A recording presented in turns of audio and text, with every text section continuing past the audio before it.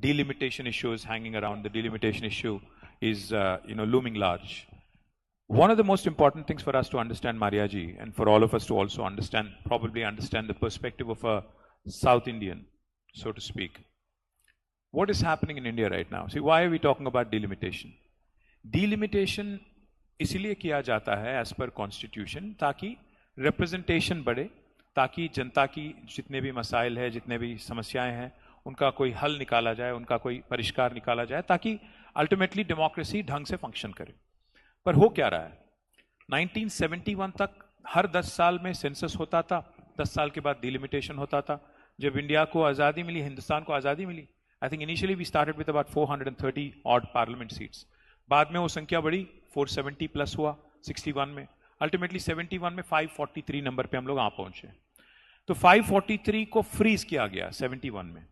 543 Lok Sabha seat जो है उसको फ्रीज किया गया और गवर्नमेंट ऑफ इंडिया ने ये माना कि पॉपुलेशन ग्रोथ अगर एक्सप्लोसिव ऐसे ही आगे निकला तो इसको लेके बहुत समस्या हो सकती है. तो 71 में कॉन्स्टिट्यूशन को अमेंड किया, कहा कि 543 फ्रीज किया गया नंबर. 30 साल के बाद इसको हम फिर रिवाइज करेंगे. सेंसस तो चलेगा, संख्या नहीं बढ़ेगी. और फैमिली प्लानिंग को लागू करना शुरू किया. फैमिली प्लानिंग जब लागू किया भारत सरकार ने, family planning association of India बनाया. हुआ ये कि साउथ इंडिया में फैमिली प्लानिंग को ढंग से अमल किया गया. इस वजह से 1948 में जब सदर्न पॉपुलेशन थी 26%, आज वो घट के 19% पे आ गया. पर नॉर्थ इंडिया में कई ज्यादा राज्यों में फैमिली प्लानिंग ढंग से नहीं हुआ. जैसे Uttar Pradesh as an example. Uttar Pradesh में 1950 से लेके आज तक 239% बढ़त हुई है पॉपुलेशन में. बट केरला में पॉपुलेशन इंक्रीज हुई है 69%.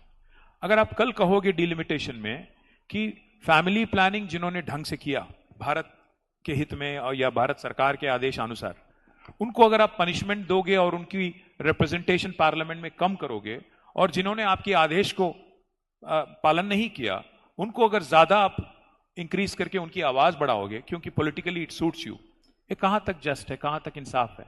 हमारी सवाल यही है कि अगर आप संख्या बढ़ाओगे, जरूर बढ़ाइए क्योंकि रिप्रेजेंटेटिव डेमोक्रेसी है, बढ़ाना चाहिए क्योंकि आबादी बढ़ी है. पर अगर आप लॉपसाइडेड करोगे, this will not just be imbalance, this is federal inequity, this will disturb our federal structure, this will question the very basis for the foundation of our federal structure as enshrined in the constitution, and this is a very, very serious issue. That's our concern today.